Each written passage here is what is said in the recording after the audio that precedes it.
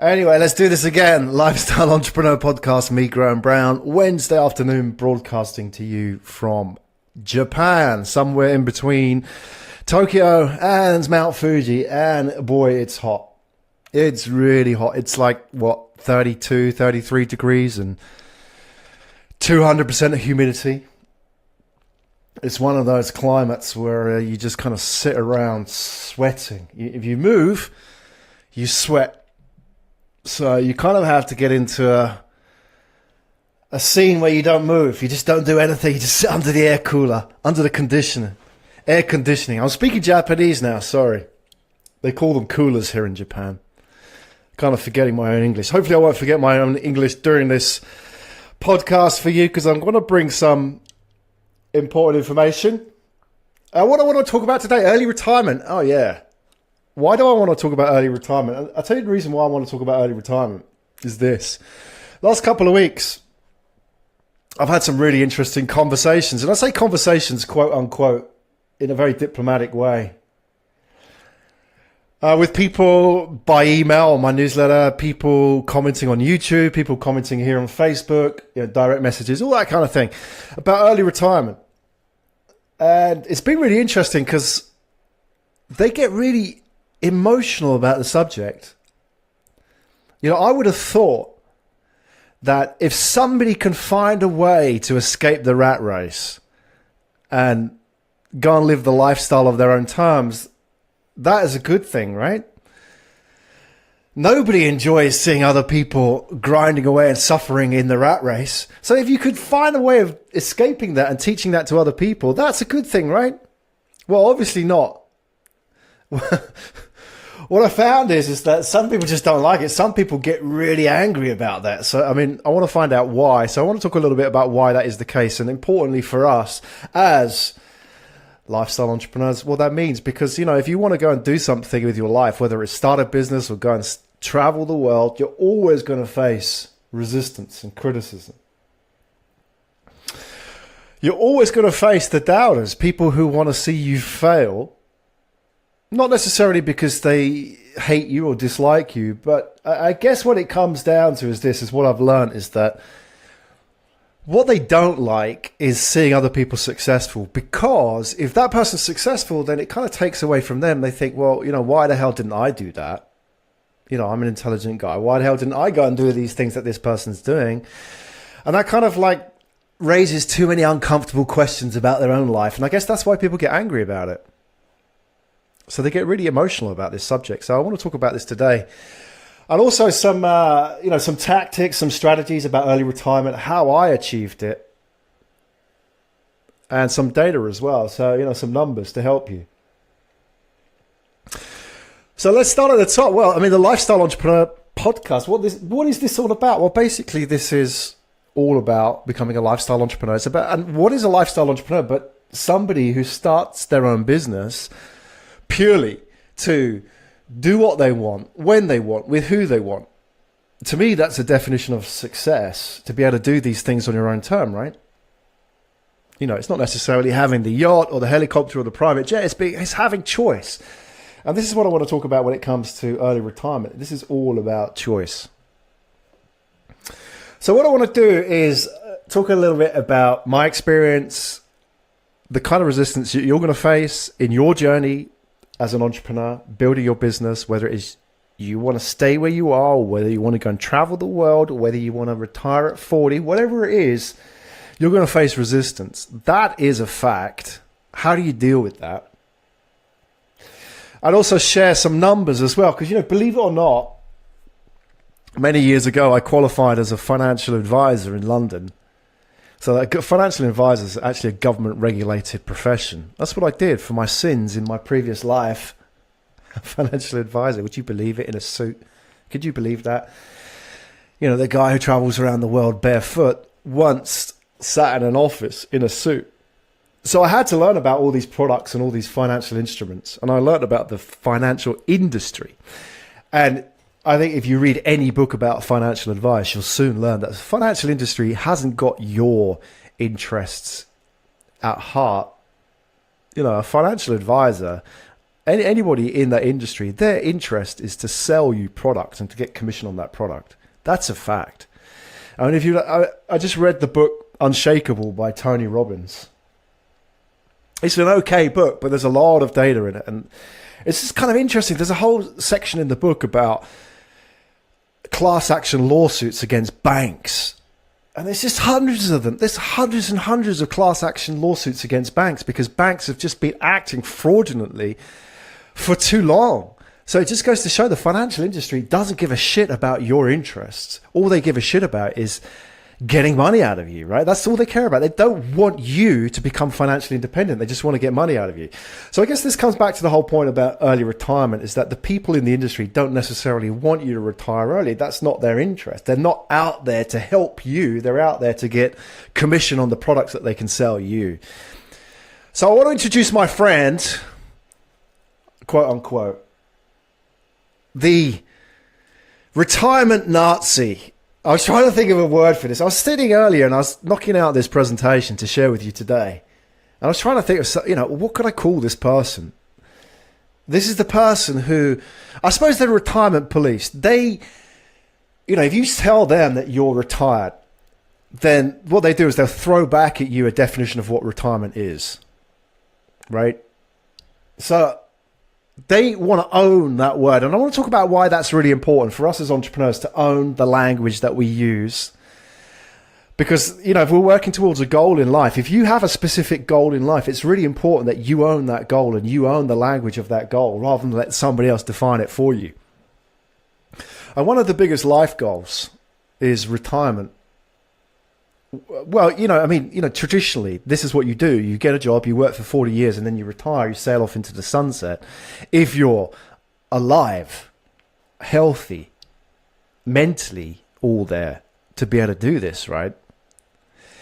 That's the goal that the system has set out for us. And, really what I want to do today is just share with you, what I've learned and how you can get out of that, because I don't think that is a good option for us. And I want to share with you some data on why I don't think that's a good option. If you're working for retirement, if you're waiting to that day that you retire, boy, you're going to be in for a surprise.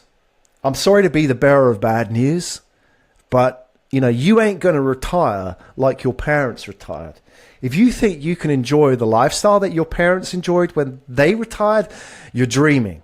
Things have changed. So I want to share with you why that's the case, and just kind of a wake-up call, because it's good to know this information. This is what, when I was a financial advisor, going back to the start of this podcast, is that, one thing I learned is it's all about financial education, not academic education. There's no real correlation between the two.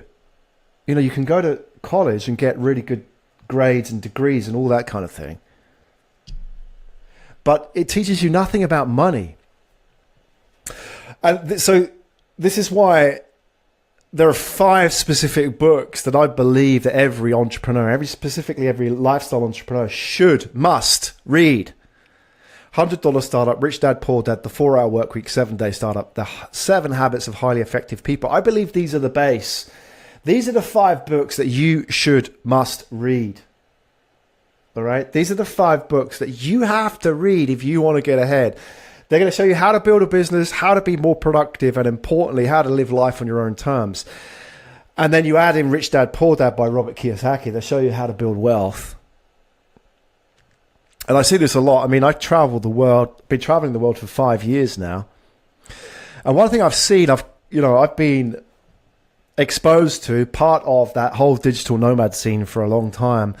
And one of the problems I see with the digital nomad scene is a lot of people out there earning coconut dollars who don't have a clue about building wealth. All they're doing is building businesses. But, if you were to read Rich Dad, Poor Dad, one thing you'll learn is that businesses don't make you rich. Assets do.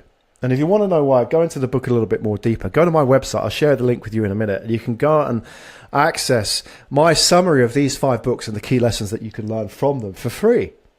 I think it's about a 30-minute lesson. You can go to grahamdbrown.com, sign up for the free course, 5 books that I believe will help you on your journey as a lifestyle entrepreneur, whether you want to go and retire early or whether you want to travel the world. As I said earlier, a lifestyle entrepreneur is all about living the life that you want, where you want, when you want, with who you want. That's it. Not necessarily having the yacht or the S-Class Mercedes. It's about having choice. So the first step today, and the real first choice that we need to make, is redefining retirement.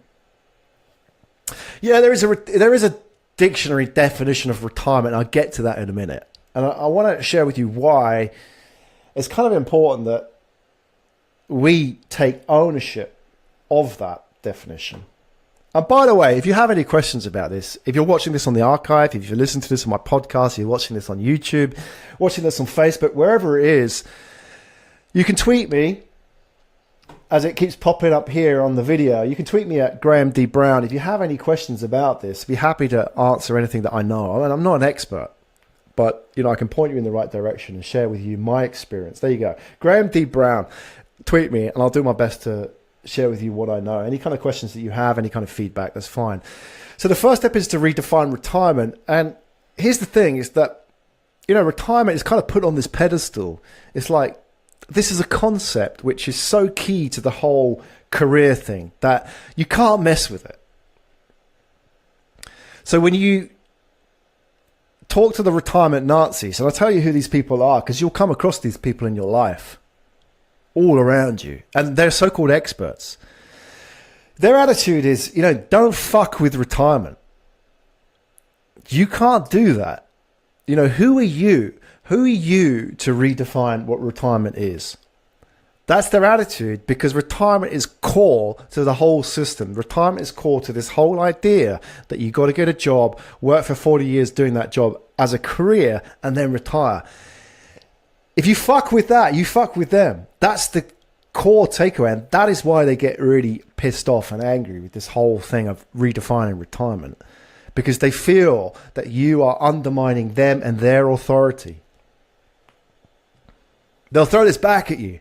They'll tell you that retirement has a dictionary definition. It's the point where a person stops employment completely. I don't argue with that. You look in the dictionary, that's what retirement is, right? But what I want to do today is scrub that out. Sorry, I pissed these people off, right? But hey, as I said earlier, you've got to take ownership. If you want to achieve a life goal, you have to take ownership of the language of that life goal. You can't just say, I want to retire, because retirement has an agreed consensus about what that means. If you want to achieve that on your own terms, you also have to redefine the language on your own terms. And that applies to so many different things, right? I want to redefine retirement today for you as something which is not necessarily where you stop work, but where you don't need to work. And I'll talk about how you can achieve that, because this is so important. We live in an era now where you could be doing something that you love. I mean, I'm doing this because I enjoy doing it. I mean, that's crazy, right? That I could be doing this because I enjoy doing it rather than I need to be doing this, right? So, what happens if you had a job where you absolutely love doing it, and you get to the age of 65 and now you have to stop doing it? What are you going to do? Watch daytime TV all day? That's not something to work towards. Suddenly all the relationships, all the meaning that you had in life about your job disappears. So retirement shouldn't be, according to the retirement Nazi, the point at which you stop employment completely. It should be the point at where you don't need to work. And it's important that we take ownership of this. And the reason why is language is very powerful. And this is something that I've really discovered, especially being an entrepreneur, is that you're swimming upstream constantly. And because you're swimming upstream constantly, you have to be aware that the architecture of control of society isn't just laws and regulations. A lot of it is language. So let's talk about how language actually is a tool of power. I'll give you an example. Weddings. Right. If I asked you to describe me a wedding, you'd probably be able to tell me that a wedding is a ceremony that takes place, and pretty much it's similar around the world. Here in Japan, they have Buddhist weddings, Shinto weddings, and traditional white weddings, according to, the Western style, which are much more fashionable than the boring old Shinto weddings. But whatever country that you're in today, you're going to have some kind of ceremony. It looks kind of like what we have here in Japan, right? It's a wedding. However, what about marriage? Well, if you were to go to some websites, according to the language Nazis, and I won't name the website because it's a bit unfair because they're not part of this discussion, but you can find this anywhere on the internet. They say that marriage is an intimate and complementing union between a man and a woman in which the two become one physically in the whole of life. That's marriage according to the definition, according to the definition of a particular website or a view of a person, right? So if that's the case, then this is absolutely impossible. Two guys getting married, right? Well, that's not marriage according to a lot of people. Well, what happens if these two guys loved each other, right? If these two guys loved each other, then surely they could marry each other. It doesn't have to be two guys. It could be two girls, right? I say guys in the generic sense. So you can understand how language can be a tool of power, not just in terms of, you know, defining things, but also shaping our behavior. Because if you say to people, if you have a common consensus, which is that marriage can only be between a man and a woman, then what you've effectively done is you have changed the view of the relationship between two people, two men, who could love each other as much as a man and a woman love each other. Just by defining something, just by owning the language. So, for example, if you two guys and you want to get married, then you have to change, you have to own the definition of marriage. You have to say, no. Marriage isn't between a man and a woman. Marriage is between two loving couples, right? Two loving partners. And then that's where you can understand now why the language Nazis get angry. And it's the same when it comes to retirement. It's the same thing, is that they want to own the definition of retirement because it's a tool of control. If you can tell people what the goal of life is, then you can control their behavior. If you can tell people that the goal of life is to work all your life to get to a point where where you stop work, then you can shape everybody's expectations and everybody's behavior. And in a way, I mean, this is where, you know, the entrepreneurial spirit kicks in, because it's like being told what to do. And as an entrepreneur, you know, you're used to breaking the rules. It's like if somebody tells you to do something, you go and do the opposite, just in spite of them. And it's very childish, but, you know, some of the best entrepreneurs are very childlike in the fact that they don't accept the de facto definitions. They don't accept how things are just because they were told. If somebody tells you something, it ain't necessarily so. You know, you learn this. I mean, I've traveled the world for 5 years now. And one thing I've learned is that phrase, it ain't necessarily so, is so true with everything, right? How true that is. You know, this is how things are done in our country. This is how things are done in our country. It's different. Well, that's your way. This is our way. There is no right way. It just ain't necessarily so. And it's the same with retirement, right? You realize once you take ownership of the definition of retirement, the same, as I said, with marriage, you are going to piss people off. And the reason you piss people off is because you challenge the architecture of control. So why wait? Why wait for retirement anyway? Let's talk about that.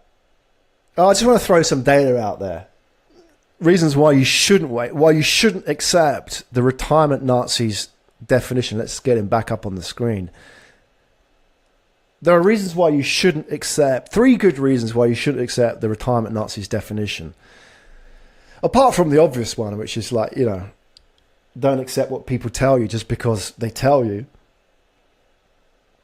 And the first one is this. News coming out yesterday, I believe, from Japan.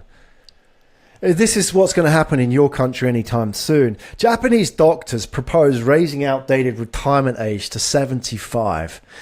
There's a really interesting PR exercise going on here. Now, a couple of things going on. Firstly, they are saying that retirement is outdated in terms of the concept of 65, and they should put it up to 75. Doctors, so these authorities are coming out. Again, these are people with gravitas, people with trust, coming out and saying that we should increase the retirement age to 75. And this is packaged as a good thing. Now, if you were to dig deeper into this, I would put a bet on the fact that this is a story that is being sponsored somewhere by some government organisation who wants to float the idea out there that this is a good thing. Because what you're effectively saying to a whole generation of people who have spent their lives working really hard to that moment that you get to 65, you've suddenly pulled the carpet away, pulled the rug away from under them and said, oh, hang on a second. It ain't 65 now. You've got to work another 10 years. You know, it's like the guy running the marathon. He's like, you know, at kilometer 41 out of 42 or mile 25. And he can see the finish line. And then somebody comes along and says, sorry, we're going to add another 10K to the end of this race. How do you think that's going to make that guy feel? He ain't going to be happy. He's not going to look at that and say, oh, thanks. Thanks for empowering me. As it says here in the article, he's not going to feel very empowered at all. So, first reason is that there is going to be, over the next 10, 20 years, a PR push to raise the retirement ages around the world. In your country, in my country, wherever. And it's going to be packaged as a good thing to keep old people, or I suppose older middle-aged people, motivated. That they still have a meaning, something to work towards and so on. Whereas the reality is that the reason why they're raising retirement age is not because they're doing us a favour. That has never been the case. The reason why they're raising retirement age is because they can't afford to pay us. They can't afford for you to retire. Now, here's the thing. This is what I learned as a financial advisor. So I do remember some of the things that I studied as a financial advisor. Most people think that throughout their working life, they're paying into this thing called a pension pot that the government looks after and then pays out to them when they retire. That's not the case. What you're paying now doesn't save for your retirement. That's not true. What you're paying now pays for the retirement of people retiring now. Right? So when you retire, the government that pays your retirement fund when you retire isn't getting the money from the money that you saved. It's getting the money from the young people working now.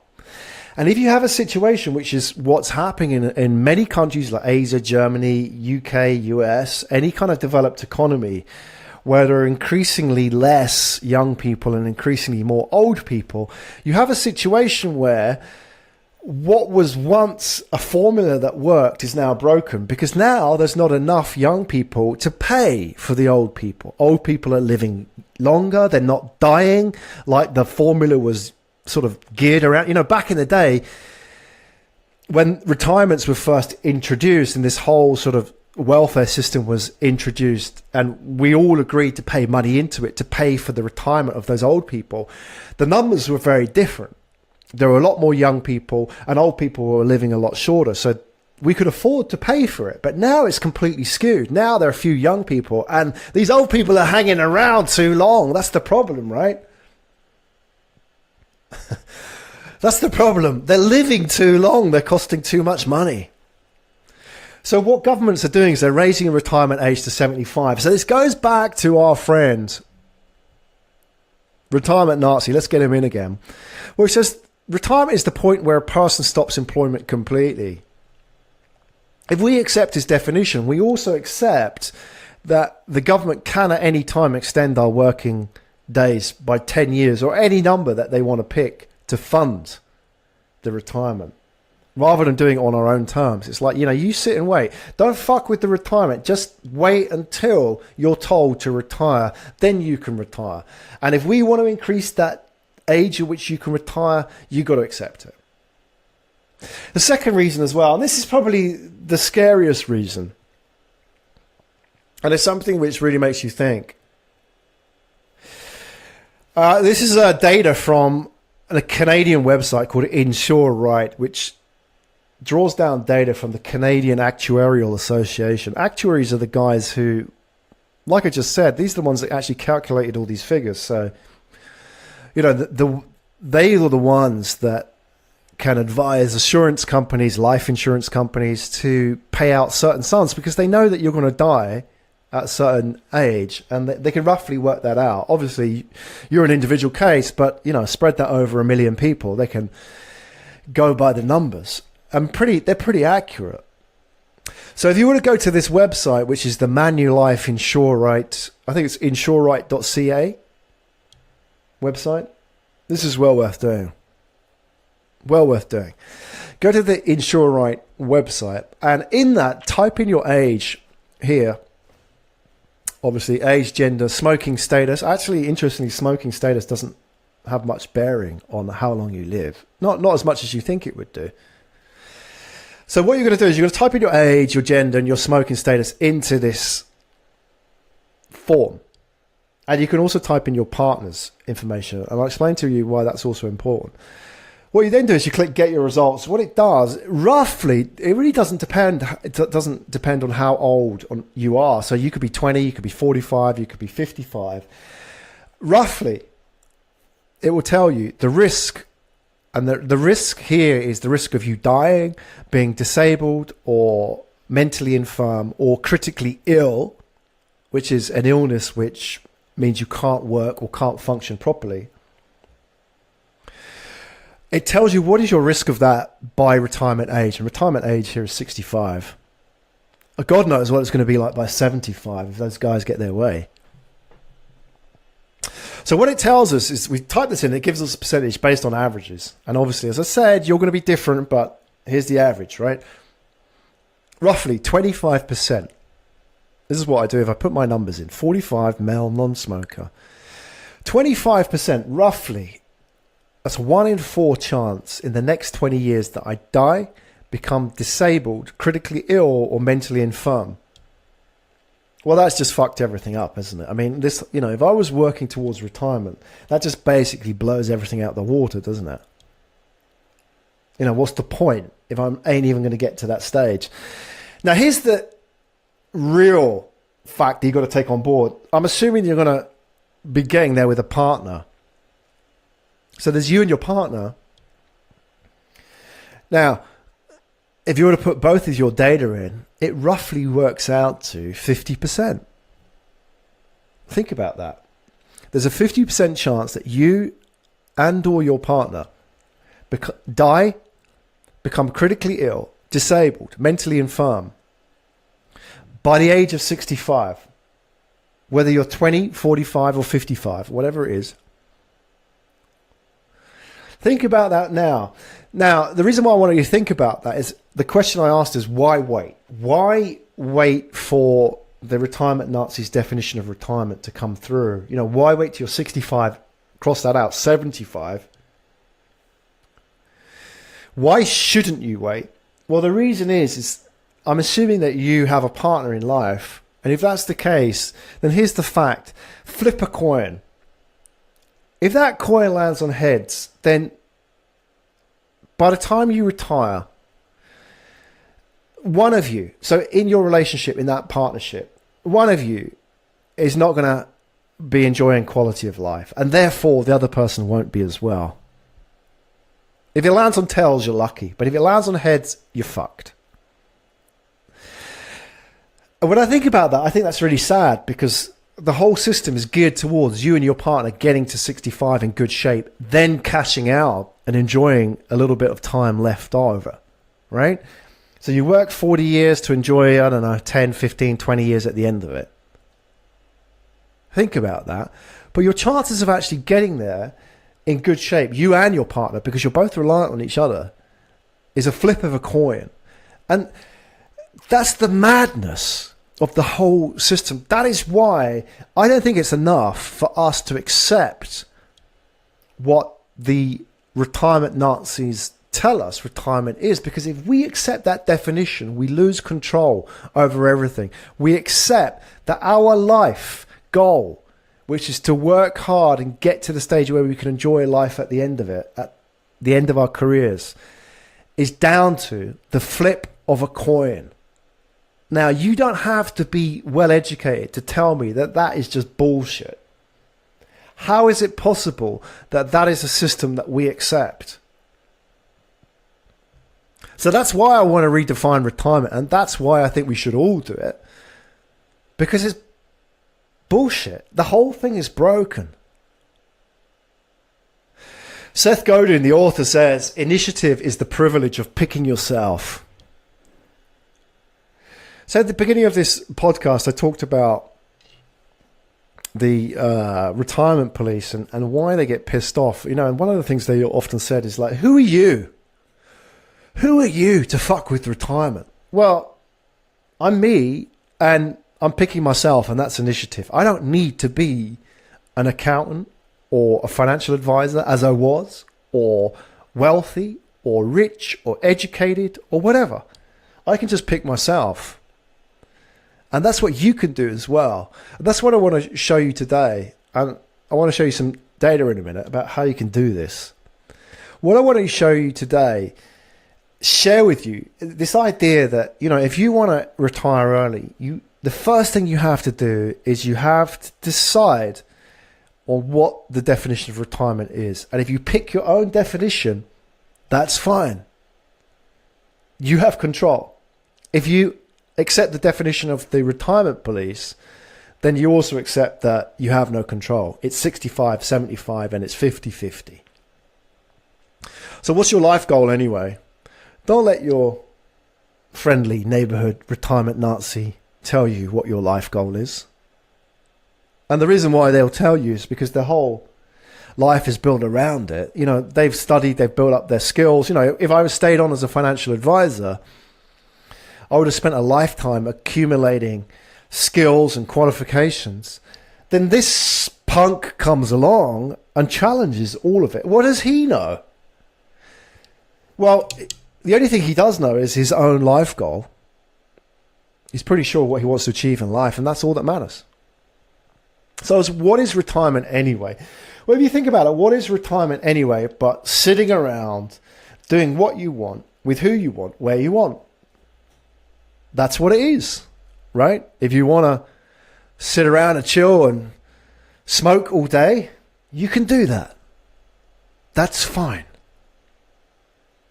Nobody can tell you can't do it. If you want to go and travel the world, you can do that as well. Nobody can tell you, you know. That's what people do when they retire, isn't it? They go and travel. But what I'm saying is that why wait till you're 65? It's only 50-50 chance. If you want to work, you can do that too. Don't let the retirement Nazi throw a definition in your face. A lot of retired entrepreneurs work. Why? Because they love doing it. What else do they know? But they love the buzz, they love being useful, they love doing something, creating something, whatever it is. So retirement really doesn't mean retiring from work. It's the retiring from the need to work. And just like marriage, go back to it. You know, if you want to define life on your own terms, you also have to take ownership of the language. Let's talk about a core component in retirement. Passive income. If you want to know more about this, then you really need to check out these books. Just go and check out the books. That's all I'll say. Go and check out these 5 books on grahamdbrown.com. The 2 books in particular, which you should go and check out, are the 4-Hour Workweek, which really talks about the whole idea of automation and passive income in, creating online businesses. And Rich Dad Poor Dad by Robert Kiyosaki talks about passive income in terms of wealth creation, assets, and so on. Go to grahamdbrown.com/free. You can get access to my free course where I'll share with you just key lessons from these books. 30 minutes you can learn something about passive income. Passive income really means making money whilst you sleep. Because that's what it's about. I mean, if you want to retire early, you can't do it by a bigger and bigger salary, because the more money you earn, the more you spend. Let me just show you.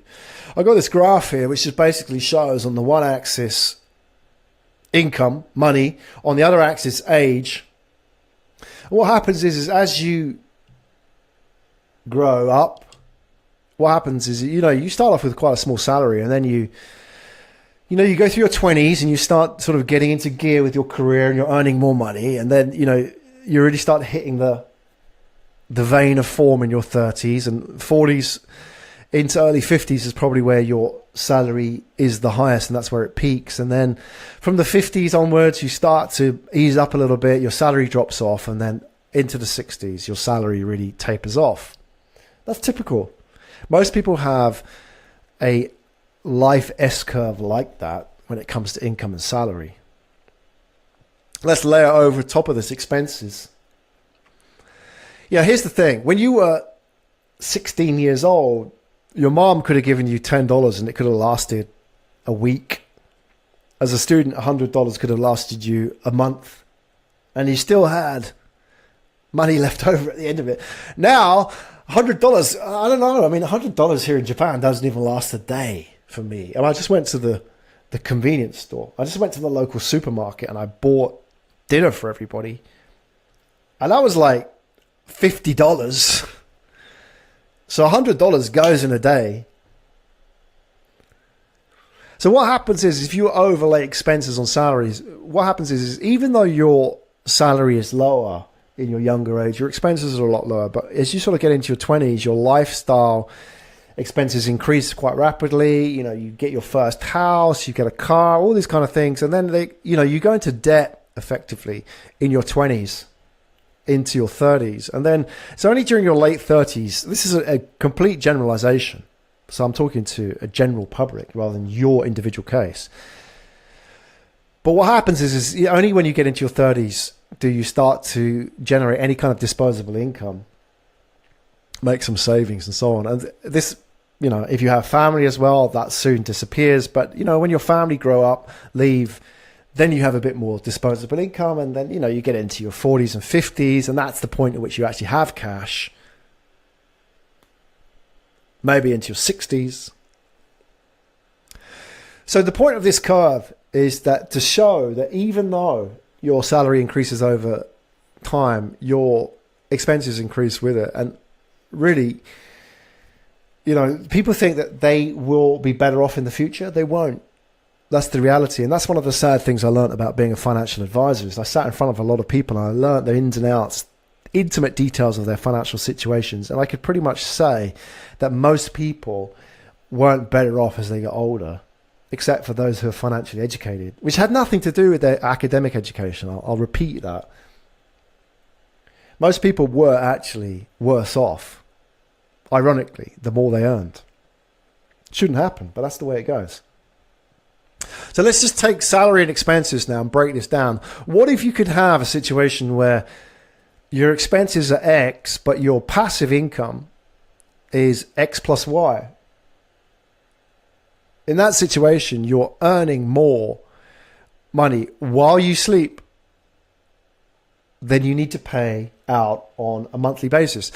And that creates quite an important dynamic in your life. So let's say all of your expenses were paid. And what I'm talking about expenses, I'm talking about, your rent, your mortgage, your anything cost of living, food, travel, entertainment, insurance, health insurance, all these kind of things. If you get to a stage where all of that is paid and through passive income that that's pretty much covered for however many years you want to name, it creates an interesting dynamic in your life because then, you don't have to work. And that's it. You don't have to work. You don't have to work for money, but you choose to. When passive income is greater than your expenses, that's what I call financial freedom. It's not being rich. That's different. If you want the yacht and the helicopter and all that, that sits on top of all of this. You then have to go and work and get all that stuff. What I'm just talking about is having enough money to be free. Going back to the point of what is a lifestyle entrepreneur? A lifestyle entrepreneur is doing what you want, where you want, with who you want, when you want, right? Which is made possible by having more passive income coming out than your expenses. And then you get to choice. If you want to sit around and smoke all day, you can do that. If you want to go and travel in the world, you can do that. If you want to work, you can do that. Again, it's choice. And that is what it's all about. That is what I believe is the goal of a lifestyle entrepreneur. Choice. To be able to do what you want, where you want, with who you want, when you want. Not necessarily to be rich. Not necessarily to lie about all day being, retired in the traditional sense, watching TV. Because that's what you have to do. You're not allowed to work. Don't let the retirement Nazi tell you what you should do with your life. Don't let the retirement Nazi define the language, the architecture that allows you to reach your life goals, or not, as the case may be, as if you let them do it for you, because you'll be working till you're 75 and beyond. So that's what I wanted to share with you today. How to retire early by redefining retirement.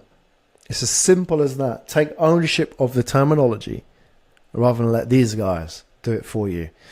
If you want to go and find out more, financial education is where we need to start. I got most of my information from Rich Dad, Poor Dad. Robert Kiyosaki has taught me a lot of things over my 20 years of being a real estate investor.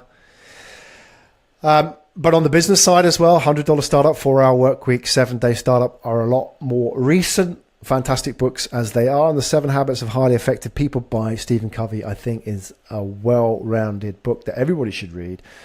Those are the 5 books that helped me escape the rat race and retire at 40. I want to hand those over to you. Go and check these out for free. Check out my course, grahamdbrown.com/free, where you can go and get my video lesson. I think it's about 30 minutes. Key lessons from each of these. If you've read them, this 30 minutes will be a refresher for you. And another angle, these books are so powerful. These books can change your life. They changed my life. 30 minutes. Well, that is a good investment. If you haven't read them, I've saved you the time. I've done it for you and picked out the key lessons. But I'm hoping that you would take this free course and then be interested in reading these books as a follow-up to that. My name's Graham Brown. This is the Lifestyle Entrepreneur Podcast. If you want to follow up on any of the things that we talked about today, about escaping the rat race, retiring at 40, becoming a lifestyle entrepreneur, becoming location independent, traveling the world, starting a business, whatever it is, whatever your life goal is, whatever you are working towards, then feel free to tweet me at grahamdbrown.com. Go and sign up for my newsletter. Graham D. Brown. Sorry, it's not tweet me at grahamdbrown.com. What I'm talking about. At Graham D. Brown, go and sign up for my newsletter on the website. Like or comment on Facebook, or if you receive this via the email or on YouTube, do it through those channels. Hit the like button in the face. I look forward to seeing you at a future YouTube video cast, live broadcast on Facebook, on Twitter, on the newsletter, or listening on iTunes on the podcast. Thank you very much for joining me today. My name is Graham Brown. This is the Lifestyle Entrepreneur Podcast.